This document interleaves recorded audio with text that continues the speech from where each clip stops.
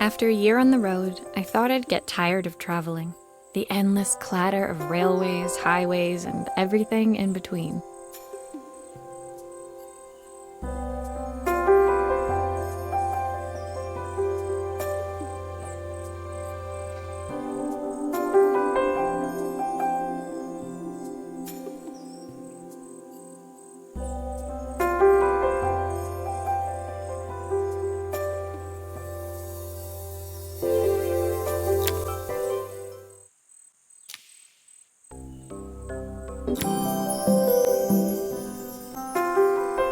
After a year on the road, I thought I'd get tired of traveling.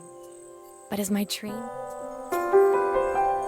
After a year on the road, I thought I'd get tired of traveling.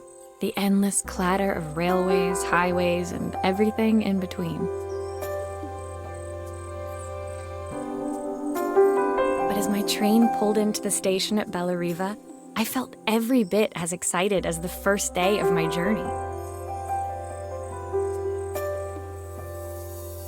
A whole year. It felt like a lifetime. The places I'd seen, the people I'd met, of course, the forgotten treasures I'd given a new lease of life along the way.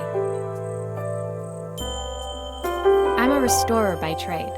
Bringing our most beloved possessions back to life is what I love to do. I'd been traveling for months, working my way from one town to the next, fixing everything from family heirlooms to VCRs. Bellariva was my chance to take a break. Unfortunately, that would have to wait until after I'd unpacked.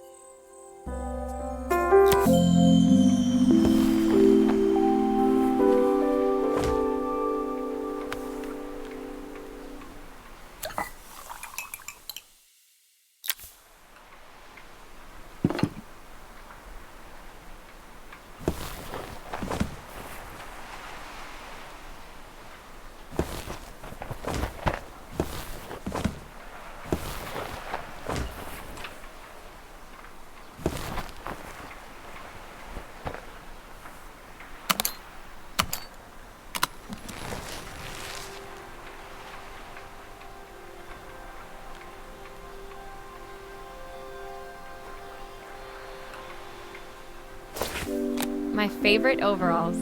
These will never go out of style. The tools of my trade. No hope of restoring things without these.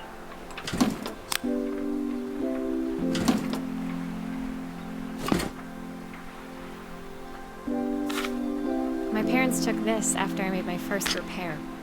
It seems like a lifetime ago.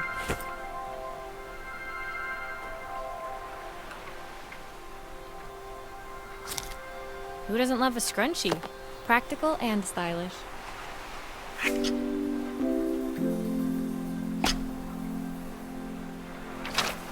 I'll hand these out once I'm settled in. Fingers crossed they get me some work. I saw a guitarist wearing these at a show once. Rock and roll repair woman, at your service. I picked up these sunglasses on my last stop. Hopefully I'm cool enough to pull them off.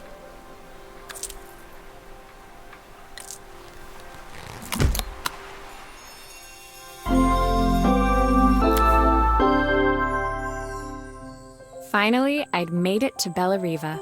I'd come for the food festival, taking place in a few days' time. After living off TV dinners and instant ramen for the last few months, I was craving a decent meal. Of course, I'd need to earn enough money to pay for it, so I figured I'd head out the next day and find some work. My parents never wanted me to go. They wanted me to stay in their shop and have a simple, stationary life. I knew there was a world out there, beyond the four walls of our antique store, that I had to be a part of. I daydreamed constantly about the weird and wonderful places each of our antiques came from. I loved figuring out their stories, revealing the memories hidden beneath the screws and wires.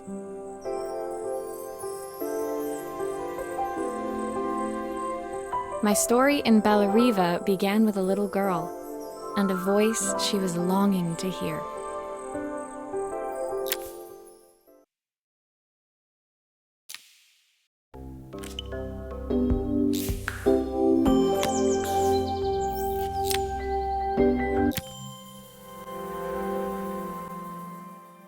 It was my first morning in Bellariva, and I couldn't wait to leave my hotel and explore. It was a quiet town, its streets and alleyways basking peacefully in the hot morning sun. In the main square, meanwhile, preparations were underway for the festival in a few days' time. As I handed out my flyers, I wondered what the people of Bellariva would need me to fix. So far, everything here seemed perfect. I was starting to worry I'd made a mistake when I felt someone tapping me on the back. Hi, I'm Izzy. Do you know how to fix things? It was a little girl, maybe 7 years old, who must have gotten hold of one of my flyers. She rummaged around in her backpack until she hauled out a battered red cassette deck. My tape is broken and I can't make it work anymore.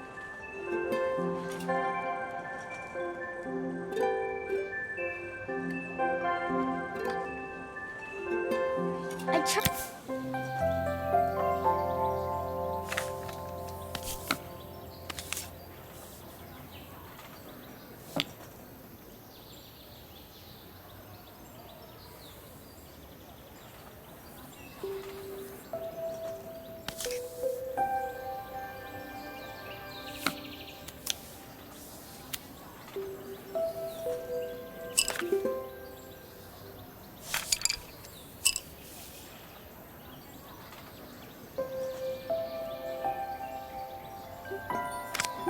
Why did you do that? How did you do that? I didn't see.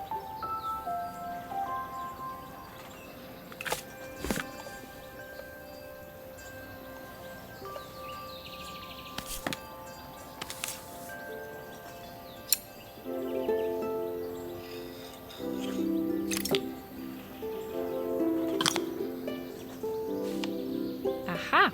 Those batteries look like they need replacing. Luckily, I have some spares.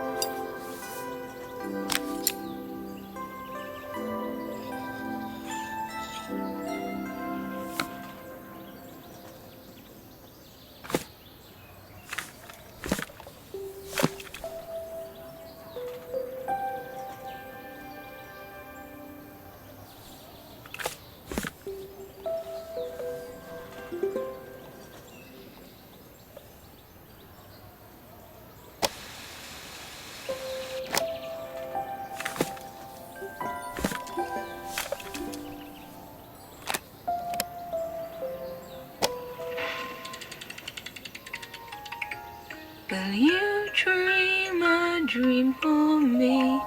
If I sit by your side and hold you so tight, know that I will always love you, even though we... When it finished, Izzy picked up the tape deck and tucked it carefully into her backpack.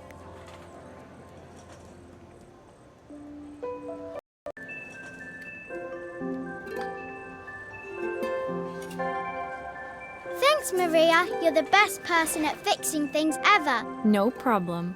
Who was that singing? They're very good. It's my mum. She's not here anymore. Izzy trailed off. It was the kind of silence a cassette tape would never be enough to fill. When Izzy's friends called for her, she dug deep into her pockets, looking for something to pay me with. Eventually, she produced a grand total of a stick of gum, 3 mismatched buttons, and a yo-yo. I usually preferred a check, but Izzy looked so serious, I wrote out a full receipt.